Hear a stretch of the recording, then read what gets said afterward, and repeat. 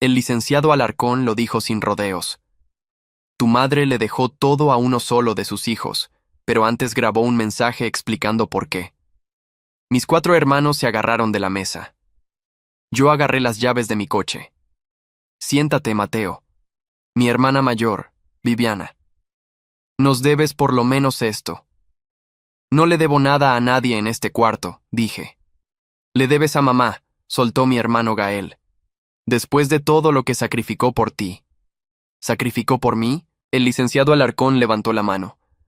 Su madre grabó esto antes de morir. Pidió que los 5 hijos estuvieran presentes. Me miró a mí. Sobre todo tú, Mateo. Me volví a sentar. No por ellos. Por lo que sea que mi madre necesitó decir con tanta urgencia como para planearlo desde su lecho de muerte. Le picó al play. Su voz llenó el cuarto. Delgada, cansada, pero firme. Si están oyendo esto, ya me fui. Qué bueno. Por fin puedo decir la verdad. Mis hermanos cruzaron miradas nerviosas. No fui una buena madre. Sé que todos ustedes creen que sí lo fui. Sé que este pueblo cree que lo fui. Pero necesito que Mateo me escuche decirlo. Mi madre era pediatra.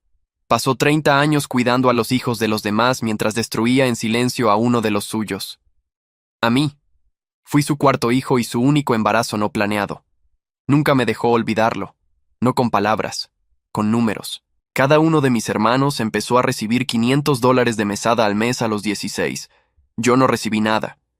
Cuando pregunté por qué, dijo que ellos estaban presupuestados. Yo no. Llevaba los gastos de la casa en una hoja de cálculo llena de colores. A mí me tenía anotado en misceláneos. Viviana tuvo coche a los 17. Gael, campamento de vela. Los gemelos, Hugo y Lalo, se repartieron un viaje de verano a Japón. Mi regalo de 18 años fue una maleta. Vas a necesitar esto más que un reloj, me dijo, entregándomela la mañana después de la graduación. El verdadero daño empezó cuando tenía 15. Encontré un diario en su buró. Cartas que nunca mandó a un terapeuta. Una entrada se titulaba El problema Mateo. Escribió: Le tengo rencor a este niño. Lo veo y veo cada sacrificio que hice, cada ascenso que dejé pasar. Sé que está mal, no me importa. Más abajo. Los otros me recuerdan a quién elegí ser. Mateo me recuerda quién era yo. Lo que me obligaron a dejar de ser. Algo se quebró dentro de mí ese día. Dejé de cenar con la familia. Empecé a quedarme en la biblioteca hasta que cerraban. Cuando mis calificaciones cayeron de puro 10 a apenas pasar de panzazo, no me preguntó por qué. Le dijo a todos que yo estaba pasando por una etapa y sugirió un internado. Mis hermanos estuvieron de acuerdo, encantados. Me mandaron a una academia militar en Virginia a los 16. La grabación no había terminado. Su voz volvió, más baja. Ya dije lo que tenía que decir de mí. Ahora lo que importa. Lo que dejo, lo dejo así. Mis 4 hermanos se quedaron muy quietos. Mi casa, mis cuentas, el dinero del seguro, todo lo que junté en 30 años de consultorio, se reparte en partes iguales entre Viviana, Gael, Hugo y Lalo. Ellos estaban presupuestados. Siempre lo estuvieron. Gael soltó el aire de golpe. Vi la mano de Viviana aflojarse sobre la mesa, los dedos que un minuto antes la apretaban como garras. Los gemelos se buscaron con la mirada y por poco sonríen. Para Mateo dejo la maleta, la misma que le di a los 18, y una carta. El licenciado sabe cuál es.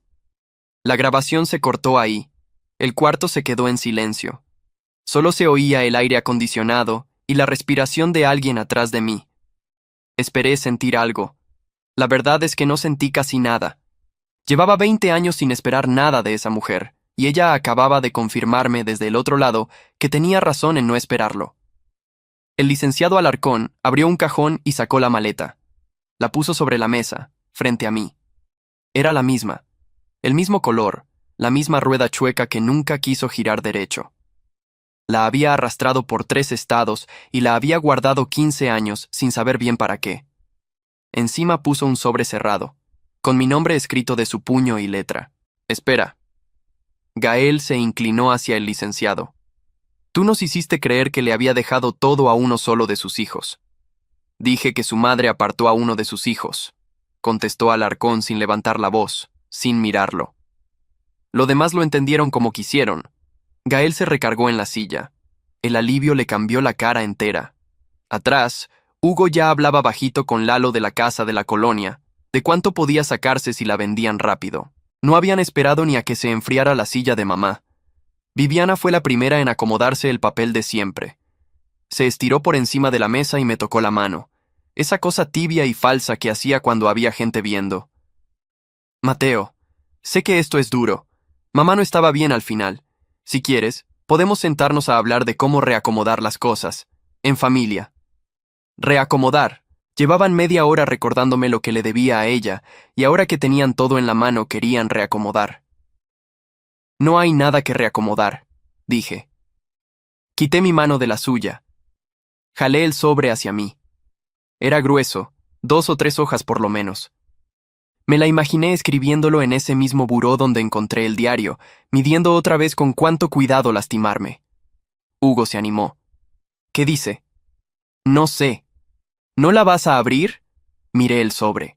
20 años atrás habría roto ese papel ahí mismo, con las manos temblando, buscando una sola línea donde dijera que me quería. Una.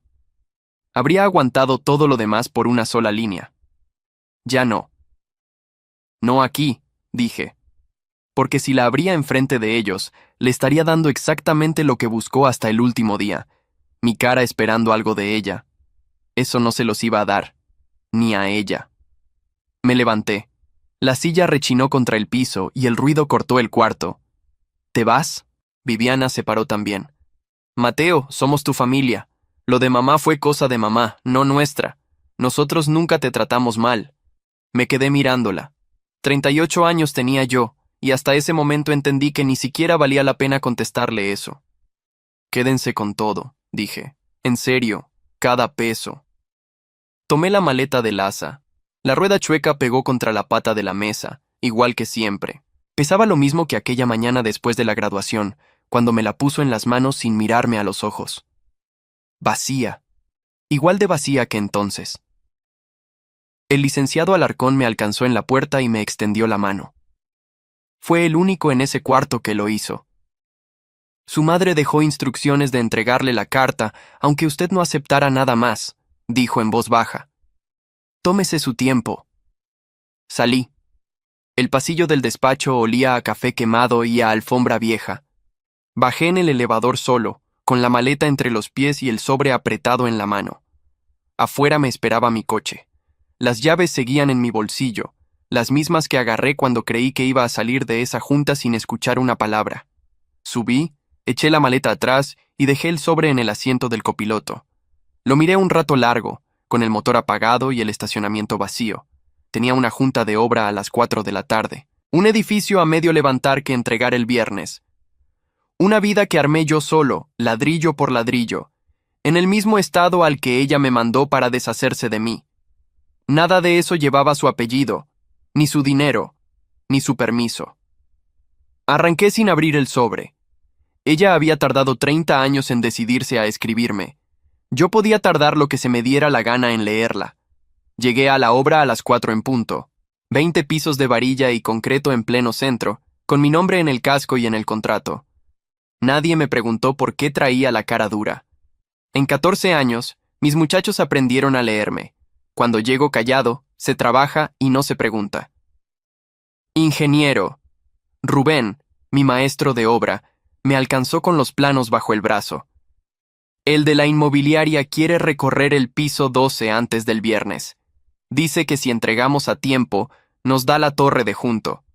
Que venga el jueves a las 9 y que lo vea terminado, no a medias. Rubén se fue a gritarles a los de arriba. Me quedé parado en medio del polvo, oyendo los taladros, y por primera vez en todo el día respiré completo. Esto lo hice yo, sin un peso de ella, sin un peso de nadie. A los 16 llegué a esa academia en Virginia muerto de miedo, con la maleta que ella me dio y nada más adentro que 3 camisas. El primer mes lloré sin ruido en las regaderas para que no me oyeran. El segundo mes reprobé una inspección y un instructor, el sargento Holt, me apartó del grupo. ¿Tú crees que estás aquí porque no sirves?, me dijo en su español cortado. Estás aquí porque alguien no te quiso. Son dos cosas distintas, muchacho. La segunda no es tu culpa. La primera la decides tú. Nadie me había hablado así. En mi casa yo era una columna de gastos en una hoja de cálculo. Ahí, por primera vez, alguien me exigía porque pensaba que yo podía dar más. Me levantaba a las 5. Aprendí a tender una cama tan tensa que rebotaba una moneda, a terminar lo que empezaba aunque me temblaran las piernas. Salí a los 18 con dos cosas: una beca para estudiar ingeniería civil y la certeza de que no iba a regresar a pedir nada. Trabajé de peón mientras estudiaba. Cargué bultos de cemento, mezclé a mano, dormí en cuartos rentados que olían a humedad. A los 28 firmé mi primer contrato chico, una bodega. A los 32 abrí mi constructora con 2 empleados y una camioneta de segunda. Hoy tengo 38 y cada quincena de mi nómina comen 60 familias. Ninguna lleva mi apellido y a todas las respeto más que al que me tocó de sangre. Esa noche llegué a mi casa pasadas las 9. No es la más grande de la cuadra, pero es mía, pagada, con un limonero que sembré yo en el patio. Lucía me esperaba con la cena tapada en la mesa. ¿Cómo te fue con lo del testamento?, preguntó sirviéndome. Le conté todo: la grabación, la maleta, la carta que seguía sin abrir en la guantera del coche. ¿Y no te dejó nada más? Se le endureció la voz. Lucía creció pegada a su abuela, querida hasta el cansancio. Lo que yo le contaba de mi familia nunca le entró del todo. Me dejó la misma maleta vacía de hace 20 años, dije. Es lo más honesto que hizo conmigo. Se sentó a mi lado y me apretó la mano. No me dijo pobrecito, no me tuvo lástima. Eso es lo que más le agradezco. Solo preguntó: ¿vas a leer la carta? No sé, no tienes que decidirlo hoy. Recogió mi plato vacío y se detuvo un momento detrás de mi silla, con la mano en mi hombro. Lo único que te pido es que no la leas solo. Cuando estés listo, la abrimos los dos. Asentí, aunque los dos sabíamos que esa era una promesa que yo no pensaba cumplir. La carta se quedó en la guantera 3 días. Cada mañana la veía al subir al coche y cada mañana cerraba la portezuela sin tocarla. Al cuarto día me llamó Viviana. Le contesté solo porque pensé que algo le había pasado a mi padre, que ya casi no se levantaba. Mateo, qué bueno que contestas. La voz de miel, la misma de siempre cuando quería algo. Oye, estamos vaciando la casa de mamá y es un desastre. Pensé que tú, que andas en eso de la construcción, a lo mejor tienes una camioneta o conoces a alguien para movernos las cosas pesadas el sábado. Ahí estaba. En su cabeza, yo seguía siendo el obrero, el del internado, el que cargaba cosas para otros y seguro tenía el sábado libre. Estoy ocupado el sábado, dije. Ay, Mateo, ni que tuvieras tanto que hacer. Se rió. Es la casa de tu mamá. Lo menos que puedes hacer es venir a cargar. Tengo trabajo. Hubo un silencio. Cuando volvió a hablar, la miel se le había acabado. ¿Sabes qué? Mamá tenía razón en lo que decía de ti. Uno trata de incluirte y tú siempre con tu drama y tu resentimiento. Colgó. Me quedé con el teléfono en la mano. 20 años antes, esa llamada me habría arruinado la semana entera. Me habría pasado 3 noches dándole vueltas, buscando qué hice mal, cómo arreglarlo. Ahora no me dio nada. Casi me dio risa. No sabían, ninguno de ellos sabía que yo no necesitaba su herencia, ni su casa, ni mi sábado. No sabían que el hermano al que mandaron a Virginia para quitárselo de encima dormía tranquilo en una casa pagada mientras ellos se peleaban por repartirse lo que les soltó su mamá. Para ellos yo seguía atorado en los 16 años, esperando en la banqueta a que alguien me recogiera. Y por ahora prefería que siguieran creyéndolo. Esa noche, antes de dormir, Lucía me preguntó otra vez por la carta. Mañana la saco de la guantera, dije. Pero no la abro todavía. Lo que no le dije fue que tenía miedo. No de lo que mi madre hubiera escrito, de lo que yo pudiera sentir al leerlo. Me costó 20 años dejar de esperar algo de esa mujer. No iba a permitir que un sobre cerrado me regresara a los 15, a la biblioteca, al niño que se quedaba hasta que apagaban las luces con tal de no llegar a una casa donde estaba de más. Apagué la lámpara. Lucía se durmió pegada a mi espalda. Yo me quedé viendo el techo, pensando en la maleta vacía y en por qué, después de tanto, todavía la había guardado. No volví a saber de Viviana en 2 semanas. De los demás me enteraba por mi padre, que me llamaba los domingos desde su recámara, con la voz cada vez más delgada. Era el único de esa casa con el que todavía hablaba, y solo porque él nunca me pidió nada. Tus hermanos ya empezaron a gastar, me dijo un domingo. Hugo y Lalo se compraron cada uno una troca del año. Iguales, no más que una roja y una negra. Las estacionaron afuera de la casa como si fueran trofeos. Es su dinero, dije. Gael metió todo en un negocio de un compadre. Unos departamentos que van a levantar en la playa. Le prometieron que en un año duplica lo que puso. Mi padre tosió largo. Yo de eso no sé. Pero tú sí. ¿Eso se duplica en un año? No, dije. Eso no se duplica nunca cuando te lo promete un compadre y te pide el dinero por adelantado. Se quedó callado del otro lado. Eso mismo le dije yo. No me hizo caso. A ti tampoco te haría caso. Viviana fue la que más rápido se gastó lo suyo. Agarró la casa de mamá, la que les tocó repartirse, y decidió que la iba a remodelar entera para venderla al doble. Tiró cocina, pisos, baños. Contrató a gente que no conocía. A la mitad de la obra se le acabó el dinero y la casa quedó destripada, con los cables de fuera y sin un solo cuarto donde dormir. Eso me lo contó Lalo, que me marcó un martes en la noche, borracho, riéndose de su hermana. Está bien pendeja, Mateo. Tiró el dinero a la basura. Se reía solo.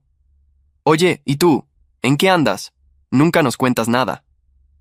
En lo mío, dije, y colgué. Pasé una vez por esa calle sin querer, rumbo a un proveedor. La casa donde crecí estaba con las ventanas tapiadas con plástico negro y un contenedor de escombro afuera, lleno hasta el tope. Pedazos de la cocina, azulejo roto, una puerta vieja encima de todo. 20 años de la familia perfecta cabían en ese contenedor. No me bajé, solo bajé la velocidad y seguí. Esa pregunta empezó a repetirse. Primero Lalo, luego Hugo, con el mismo tonito casual. ¿Y tú a qué te dedicas ahora, hermano? ¿Sigues en la construcción?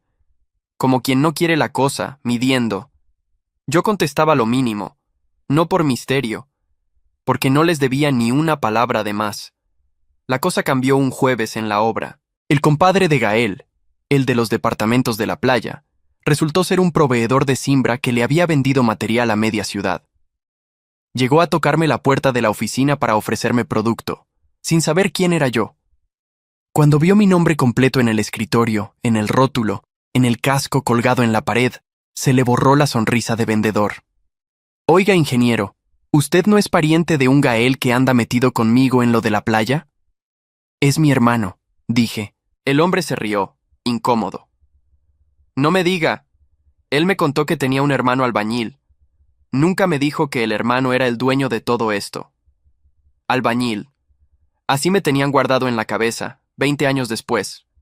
No lo corregí, pero supe que para el fin de semana toda la familia iba a saber la verdad, porque la gente como Gael no aguanta una noticia así sin repartirla. No me equivoqué. Esa noche se lo conté a Lucía mientras lavábamos los platos. Se quedó con un vaso en la mano, sin enjuagarlo. Entonces, ahora que saben que tienes, te van a buscar, dijo. Ya empezaron. ¿Y qué vas a hacer? Nada. Dejarlos venir, que cada uno enseñe para qué vino. Lucía dejó el vaso en el escurridor y me miró. Ten cuidado. La gente que no te quiso cuando no tenías nada, no aprende a quererte cuando tienes. Nada más aprende a tener hambre. Me quedé pensando en eso un buen rato. El sábado me llamó Gael. La voz se le había vuelto suave, casi cariñosa, una voz que no le oía desde que éramos niños y me usaba para que le hiciera la tarea. Hermano, oye, qué calladito te lo tenías. Me dicen que te va muy bien, que tienes tu constructora, tus obras grandes. Me va bien, dije. Pues qué orgullo, en serio. Mira, deberíamos juntarnos, toda la familia. Ya pasó lo de mamá, ya estamos más tranquilos. Sería bueno vernos sin pleito, ¿no crees? Como antes. Como antes. No hubo un antes, pero no se lo dije. A lo mejor, contesté. Ándale, y oye, ya en confianza. Bajó la voz. Si algún día quieres invertir en algo seguro, Lo de la playa todavía tiene lugar para un socio fuerte. Tú que sabes de construcción, le verías el potencial. Ahí estaba, 20 años sin buscarme, y ahora, con el dinero de mamá derritiéndose entre las manos, de repente yo era hermano, era orgullo, era socio fuerte. Gael, dije, esos departamentos no se van a construir. Tu compadre no tiene permiso de obra en esa zona. Lo busqué. Es zona federal. Silencio. ¿Cómo sabes eso? Porque es mi trabajo saberlo. Y porque a mí sí me importó averiguarlo antes de meter mi dinero. Colgó sin despedirse. Esa noche, mi padre me llamó otra vez, fuera de su horario de domingo. Apenas podía con la voz. Mateo, quiero decirte algo antes de que sea tarde. Respiró con trabajo. Tu mamá, antes de morir, me agarró la mano una noche. Estaba lúcida, me dijo, en la carta que le dejo a Mateo está la verdad, toda. Que no me la perdone si no quiere, pero que la lea. Apreté el teléfono. ¿Tú sabes qué dice? Pregunté. No, nunca me la enseñó. Pero la vi escribirla muchas noches, rompía hojas y volvía a empezar. Nunca la vi así por nada en 30 años. Tosió. Léela, hijo, aunque sea para cerrar la puerta, pero léela. Cuando colgué, bajé al coche en pijama, descalzo sobre el cemento frío del patio. Abrí la guantera. El sobre seguía ahí, con mi nombre en su letra apretada. Lo saqué. Lo sostuve un rato largo bajo la luz del foco del porche. No lo abrí esa noche, pero por primera vez en 3 semanas, lo metí a la casa. Esperé a que Lucía se durmiera. Sé que le prometí abrirla con ella, pero hay cosas que uno tiene que cargar solo primero, antes de dejar que alguien más las vea. Me senté en la cocina, con el sobre y un vaso de agua que no toqué. Afuera no se oía nada, nada más el refrigerador y un perro ladrando lejos. Rompí el sobre por la orilla. Eran 3 hojas, escritas de los 2 lados, con su letra apretada que se iba ladeando hacia el final, como cuando se cansaba. Decía así: Mateo, si estás leyendo esto, ya hice todas las cuentas que tenía que hacer, y ninguna me salió a favor. No te voy a pedir perdón. No tengo derecho, y tú no me lo vas a dar, y harías bien. Te voy a decir la verdad, que es lo único que me queda para darte, ya que en vida no te di nada más. Te mentí toda tu vida con una mentira cómoda, que no te quería porque no te había planeado. Eso era falso. La verdad es más fea. Yo iba a hacer otra cosa antes de ustedes. Tenía planes que no le conté a nadie. Cuando me embaracé de Viviana los guardé en un cajón y me dije que era un sacrificio noble. Lo repetí tantas veces que me lo creí. Con cada hijo lo volví a guardar y me fui haciendo más dura, más santa, más mártir. Para cuando llegaste tú, yo ya era una mujer enojada con su propia vida, y tú tuviste la mala suerte de nacer al último, cuando ya no me quedaba paciencia ni para fingir. Pero esa no es la parte fea. La parte fea es esta.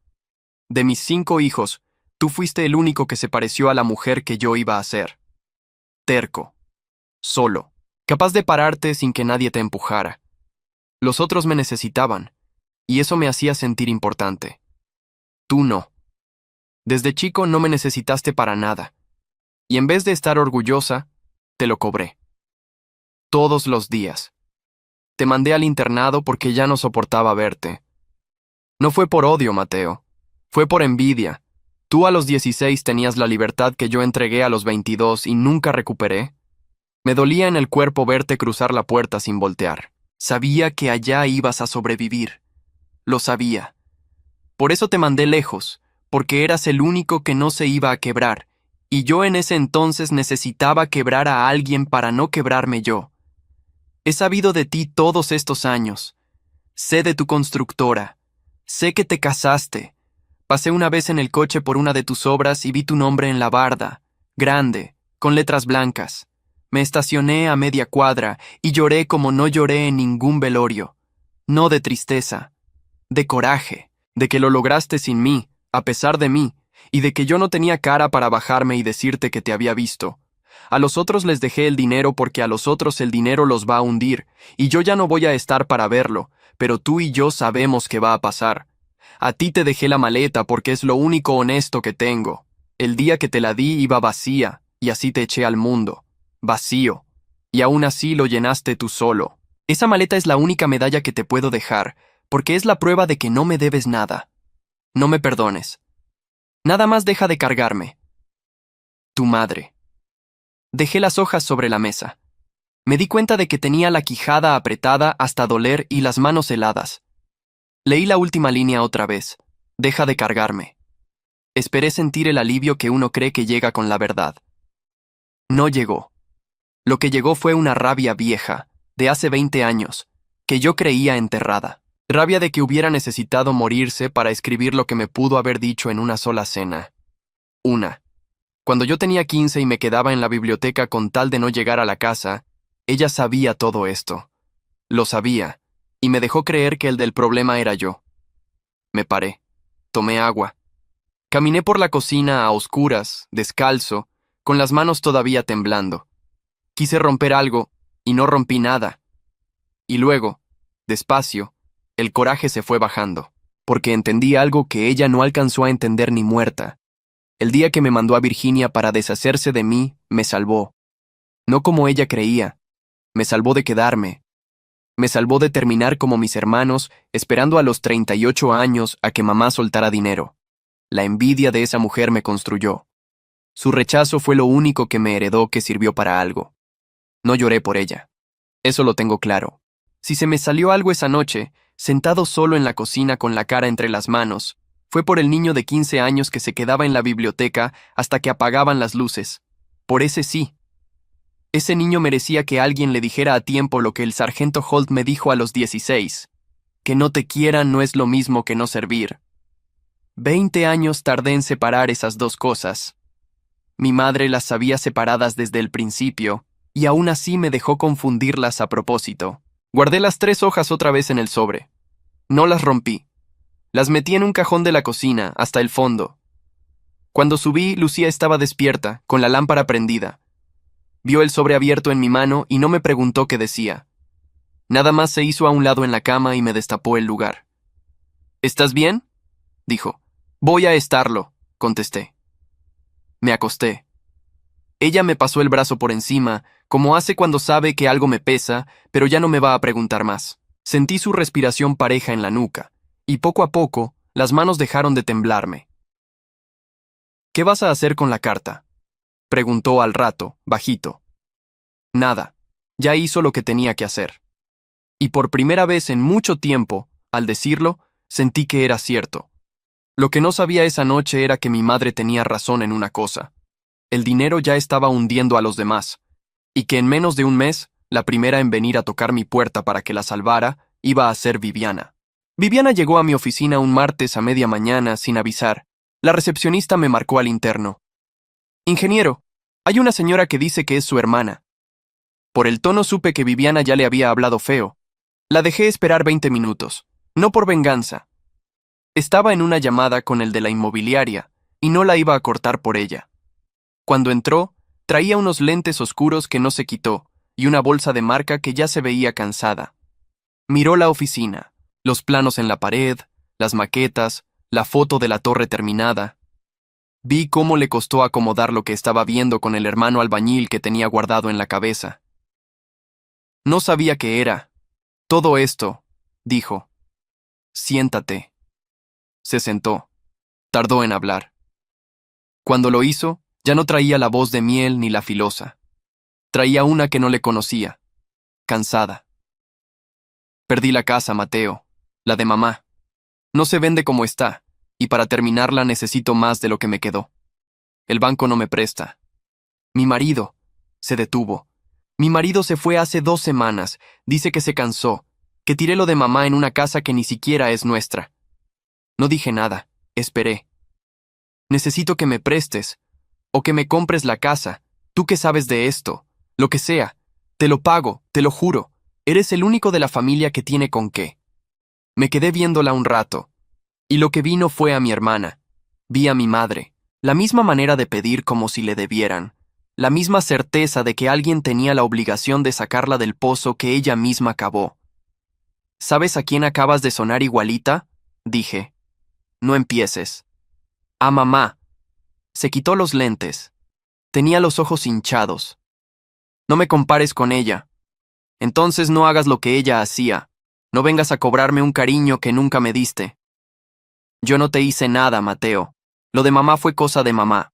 Ya estabas grande cuando me mandaron a Virginia. Eras la mayor. Sabías lo que pasaba en esa casa. Viste la hoja de cálculo donde yo era misceláneos. ¿Te acuerdas de la maleta? Hablé sin subir la voz, que es como duele más. No me hiciste nada, es cierto. Ese fue exactamente el problema. Todos vieron y nadie movió un dedo. Y ahora que se te acabó lo que a mí nunca me tocó, la primera puerta que vienes a tocar es la mía. Se le llenaron los ojos. ¿Entonces me vas a dejar en la calle? ¿Esa es tu venganza? No quiero venganza, dije. Y era verdad. La venganza me la habría comido viva si me hubiera quedado esperando que mamá cambiara. Pero me fui. Esa fue mi suerte. Me levanté, di la vuelta al escritorio y me senté en la orilla frente a ella sin nada de por medio. No te voy a prestar, Viviana.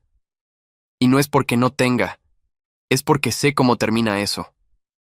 Te presto, no me pagas, te vuelves a hundir, y en 6 meses estás otra vez aquí, pero ahora enojada conmigo porque no te presté más. Lo he visto, no contigo, con la vida. Entonces, ¿para qué me dejaste pasar? Para decirte la verdad, que es lo único que sirve. A mí nadie me rescató. Tenía 16 años, una maleta vacía y un país que no era el mío. Nadie vino por mí. Señalé la ventana, la obra, las grúas moviéndose despacio contra el cielo. Y mira, lo mejor que me pasó en la vida fue que nadie viniera. Me obligó a venir yo por mí. Viviana se tapó la cara con las manos y lloró. No el llanto bonito de las cenas. Un llanto feo, de mocos, de mujer de más de 40 que se quedó sin red y se dio cuenta tarde. No sé hacer nada, Mateo, dijo entre las manos. Nunca trabajé. Mamá me dio todo. Me casé. Tuve mi casa. No sé empezar de cero. No a esta edad. Y ahí, por primera vez, sentí algo por ella que no era rencor, porque entendí que mamá también la había arruinado a ella, nada más que al revés.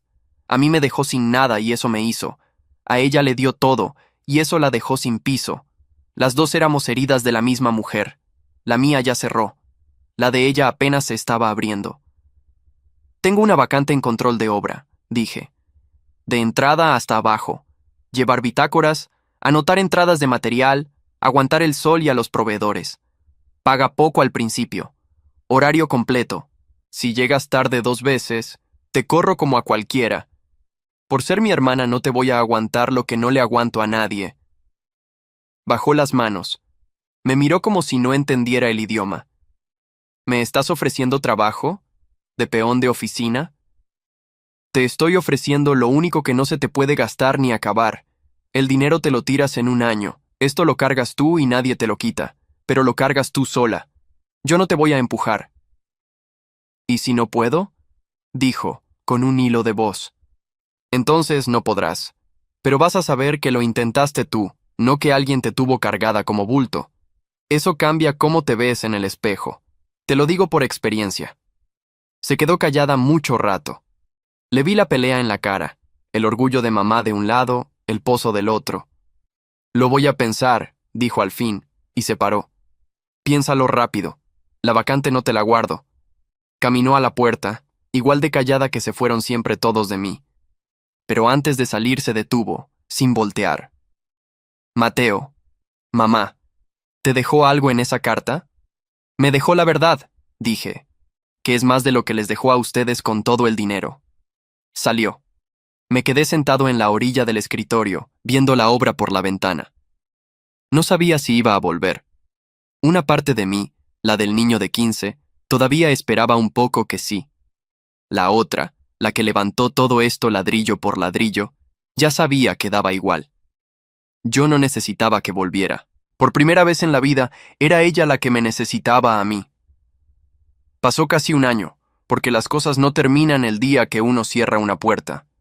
Terminan despacio. Gael perdió todo en lo de la playa.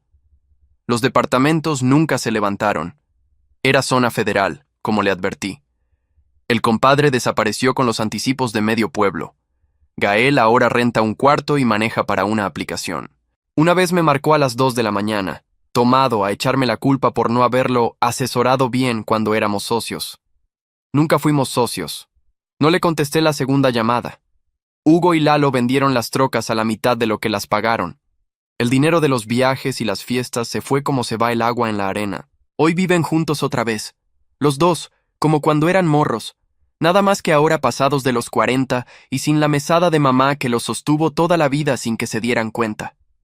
Mi padre murió en marzo. Alcancé a estar. Le agarré la mano igual que él me contó que le agarró la mano a ella la última noche. No me pidió perdón con discursos. Los hombres como él no saben hacer eso. Nada más me dijo, con el último hilo de voz, hiciste bien en irte. Yo no tuve el valor de mandarte ni el de quedarme de tu lado. Tú sí lo tuviste. Fue suficiente. A él sí lo enterré sin rabia. En el funeral vi a mis hermanos juntos por última vez. Hugo y Lalo de traje prestado, demasiado grande para los dos. Gael con los ojos rojos. No supe si de tristeza o de cruda. Se me acercaron los tres a la vez, con esa cara de cuando van a pedir algo.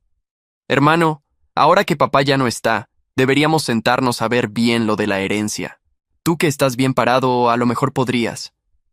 No los dejé terminar. Acabamos de enterrar a nuestro padre, dije. Hoy no se habla de dinero. Me di la vuelta. Ninguno me siguió. Ya sabían que conmigo esa puerta llevaba años cerrada. Y Viviana llegó a la obra el lunes siguiente de aquella plática, a las 6:30 de la mañana, con unos tenis nuevos que se le iban a echar a perder en una semana y una libreta sin estrenar bajo el brazo. Rubén me preguntó quién era. Personal nuevo de control, le dije. Trátala como a cualquiera. Si falla, me avisas. Falló las primeras semanas. Llegó tarde una vez y le descontué el día delante de todos, sin hacerle cara especial. Pensé que esa tarde renunciaba. No renunció. Al día siguiente llegó 20 minutos antes que yo. No nos hicimos amigos. No nos abrazamos llorando en el estacionamiento. Eso era de las telenovelas que ella veía, no de la vida real. Pero a los 8 meses ya llevaba la bitácora de 2 obras sin un solo error, los proveedores la saludaban con respeto, y un día la oí gritarle a un camionero que le quería bajar varilla de menor calibre. Gritarle bien, con números en la mano sin que le temblara la voz. Esa noche, manejando de regreso a la casa, me di cuenta de que iba sonriendo solo. No la perdoné por haberse quedado callada cuando yo me hundía. No se trata de eso. Se trata de que, por primera vez, uno de los que me vio caer estaba aprendiendo a nadar con sus propias manos, sin treparse en las mías. Y eso, no sé bien por qué, me cerró algo por dentro que llevaba 20 años abierto. Un viernes, ya tarde, la encontré sola en la caseta de la obra terminando una bitácora con la linterna del celular, porque ya habían cortado la luz. Le dije que se fuera, que eso esperaba al lunes. Levantó la cara y me contestó: si lo dejo a medias, el lunes ya no me acuerdo dónde iba, mejor lo acabo. Me quedé un segundo en la puerta. Era exactamente lo que el sargento Holt me metió a la cabeza a los 16. Terminar lo que empiezas, aunque te tiemblen las piernas. A ella nadie se lo enseñó. Lo estaba aprendiendo sola, a los 40 y tantos. Apaga bien cuando termines, le dije, y me fui sin decirle nada más, porque ella no lo habría aguantado, y yo tampoco. La maleta sigue conmigo. La saqué del closet donde la tenía escondida y le limpié el polvo de 15 años. La rueda chueca sigue chueca, nunca la mandé a arreglar. Le puse una placa de latón, chiquita, que no dice mi nombre ni ningún lema. Dice nada más una fecha, la mañana después de mi graduación, el día que me la entregaron vacía. La tengo en la oficina, arriba del archivero, donde la veo todos los días entre junta y junta. Mis empleados creen que es un adorno. Lucía cree que es terapia. Para mí es otra cosa. Es la prueba de lo que mi madre escribió sin darse cuenta de que me estaba haciendo un favor, que me echó al mundo sin nada, y que todo lo que hay ahora lo levanté yo. A veces pienso en ella, no con rencor, ya no, con una especie de lástima tranquila. Murió enojada con la vida que ella misma escogió, repartiendo dinero que hundió a los que sí quiso y dejándome a mí la única cosa que no se podía gastar. La certeza de que no le debía nada. Era una mujer rota que rompió a casi todos sus hijos. A Viviana la salvó, sin querer, el día que se le acabó el dinero. A mí me salvó, sin querer, el día que me mandó lejos. Una noche, Lucía me preguntó si no me daba tristeza haber levantado todo esto sin que mi madre lo viera de cerca.